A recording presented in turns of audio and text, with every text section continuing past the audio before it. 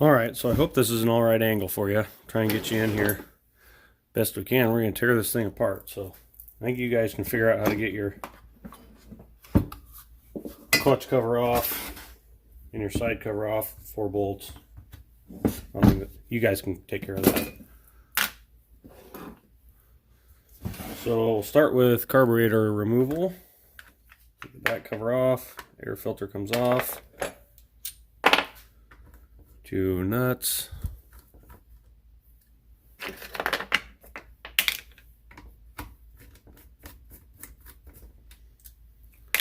So that's off, your little filter partition pops out.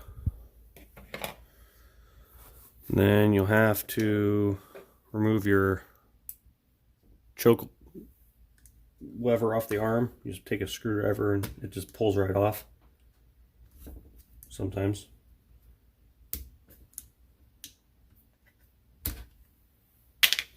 Then you'll have to disconnect your fuel line. Comes from the primer bulb there. And then it should come out. And a lot of these don't just, oh, this one did easy. Sometimes they don't pull out, so you have to like take a small screwdriver or something to pry with and just kind of pry it right there and it'll pop loose and come out. So you get that, just comes right off the throttle rod there, and that's your carburetor removal. And some of these steps we're doing won't be necessary just to get the engine out, but I've had people ask, so figured we might as well cover it while we're here. So we're going to take this handle assembly apart.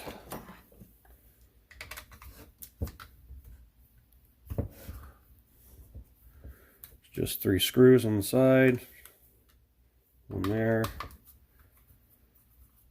one here, one here.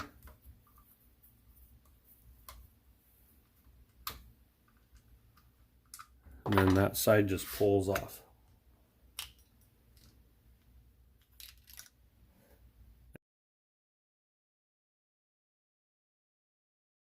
Anyways, that's the arrangement. We're going to pull it all out of there anyway, so it doesn't matter. Take all that apart. This just comes out. Trigger comes out, has a spring on it. And then the kill switch pops right out. So once you got the trigger assembly out, to remove the rest of the handle, there's just 3 points. There's one there, one under here, and one right back here.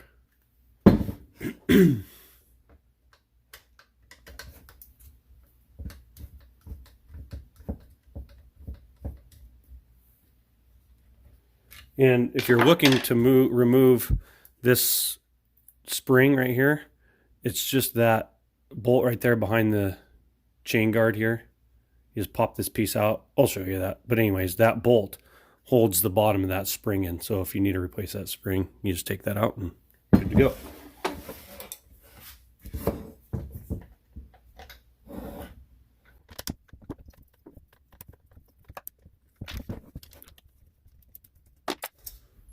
So that's the 3 bolts. And then you'll need to take something to get this metal ring out of there from around the intake boot. And you'll need to pop your fuel tank vent out of its home and pull it.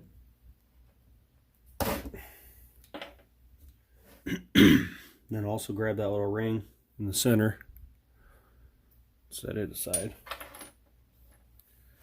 Then go ahead and pop this little center cover out. Just give it a squeeze, it pops right out of there. And that will allow you to get to the impulse line and fuel line when it comes time here in a minute. So at this point, the handle's loose. This underneath here just pulls out the bottom like that. And then in here you have your kill switch wires, and you can pop them off or however you want to do it. I find it easiest just to pull the whole thing off. So that piece just pops out of there like so. And this one does the same thing.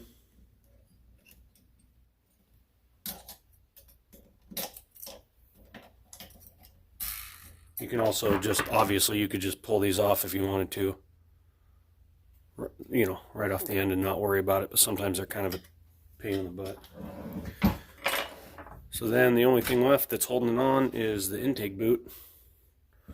Let's take my finger and fold that in. I shouldn't say it's the only thing left, but it's one of the major pieces that's left. So once you get that poked through there, you just have your fuel line and your impulse line on the underside. Try and get a better shot of that for you here. So that fuel line just pushes through from the back side, and instead of using like screwdrivers and stuff, I usually try and use something a little not quite so pokey. So I just take these, pinch one side and kind of shove it through.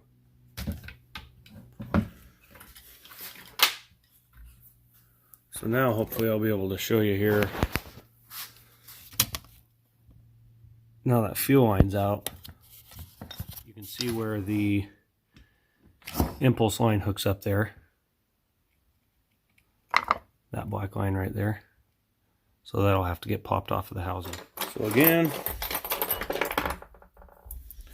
just grab that hose, pop it off of there, and everything comes loose. So that's what it looks like underneath. And so you have, it's where your fuel line comes from the tank. It goes up through the housing. This is the impulse line right here. Runs down through the housing and then behind the flywheel. And it attaches right there on that nipple on the back.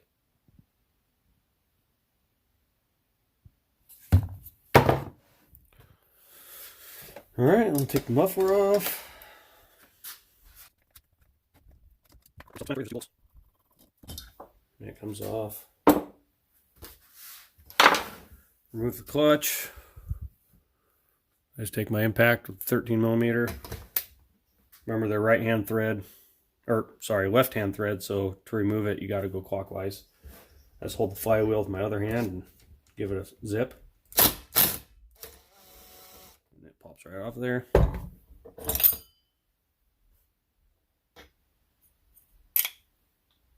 Needle bearing.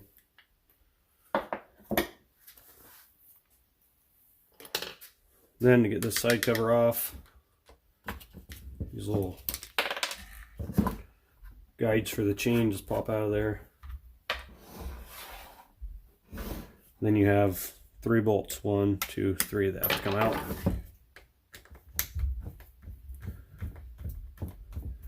The only thing about this saw is it's small enough to use T20 and T27 for their screws and bolts.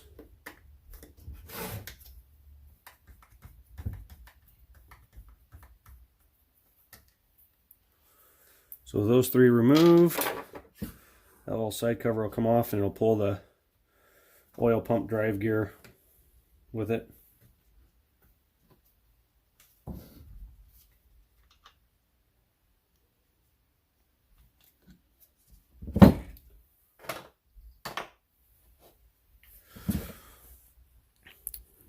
And that's what you'll see after you do that. You got oil. We'll go blow this out a little bit, but you got oil pump here, pickup tube, hose leaving the oil pump, and the oil pump just bolts on with this one little screw right here. So we'll get this cleaned up and come back. Okay, so that's the oil pump right there. One bolt holds it on. Not much of an oil pump, but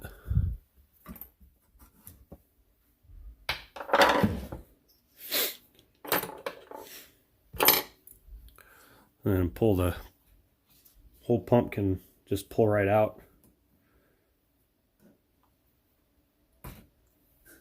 Like so. Then all you're left with is this hose that's come off there. Yeah, that one had right properly glued itself on the back side there. I think it's been on there a while. Anyways, once you give that a pull and get it off, oh, jeepers. That's all there is to the oil pump. So that's the pickup side, that's the discharge side. So then this side, as far as being able to pull it out of the case, it's good to go. Then on this side, you don't actually have to pull the coil to get the engine out. All you have to do is pull your wire here that ran up to your kill switch, and make sure you got your plug wire undone, and it'll come back out through this. So you can pull this whole thing out just the way it is if you want to, but we're going to show a little further disassembly to make life easier. So the coil is just held on with these two, right here and here.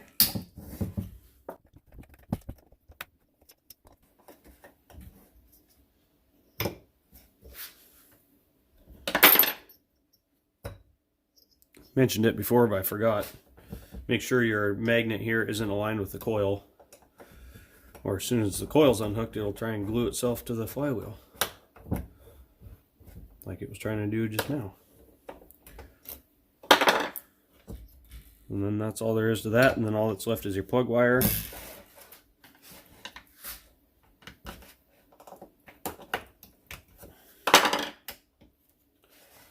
And if you pull the plug out,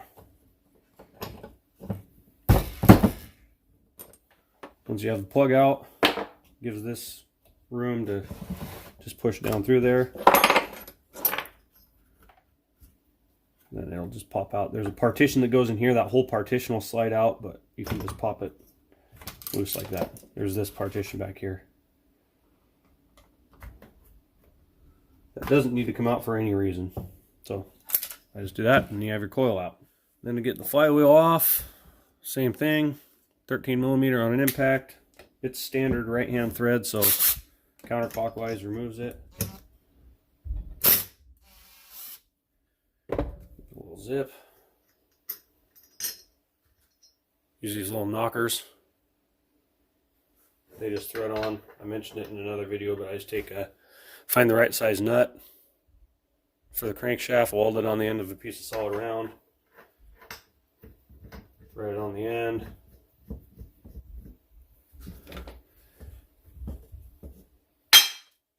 smack with a hammer, the flywheel will pop right off. Alright, so to get the intake boot off of there, it just has this partition that holds it on right here. So just take a screwdriver, pry the leading edge up there, it's got a lip for it, work it around underneath and just pry up all the way around. Make sure when you stick your whatever your prying device is, you don't stick it through too far and tear into the boot, but just work it around and that whole thing will pop off, come off of there. And that effectively is your intake boot clamp at the cylinder. It's just a friction or compression fit. You jam it over there, it squeezes that boot tight onto the engine, so then the intake boot can come off.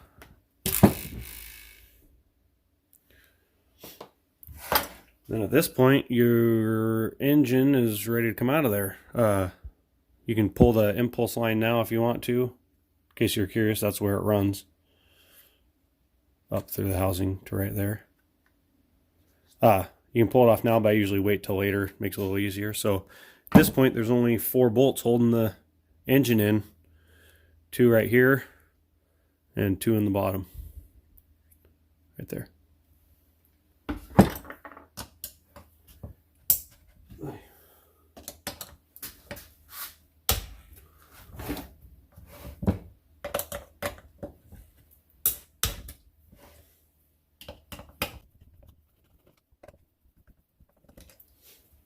And I like to have things as clean as I can on teardown. You know, this is coming apart, so I'm not super concerned with anything that's getting inside of it. I don't want, you know, big chunks in there, but if I wasn't, you know, if I had to get to this point for some other reason, I'd make sure to have paper towel jammed in there and in the exhaust port. But since this one's coming apart to be cleaned anyways, if a little sawdust gets there, I'm not too concerned about it.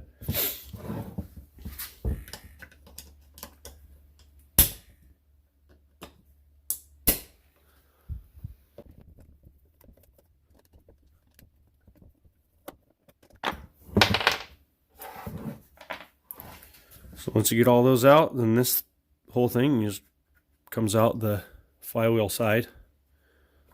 Whole engine will just pull out. You might have to finesse the impulse line a little bit coming out of there, but just slides right out. There you have your housing. And there's the engine. Not much to it, a little tiny pee-weezer. Then you can pull your impulse line off. Or anyways, that's about what it takes to get the engine out of one of those guys. So we'll get everything cleaned up and ported, and we'll reassemble.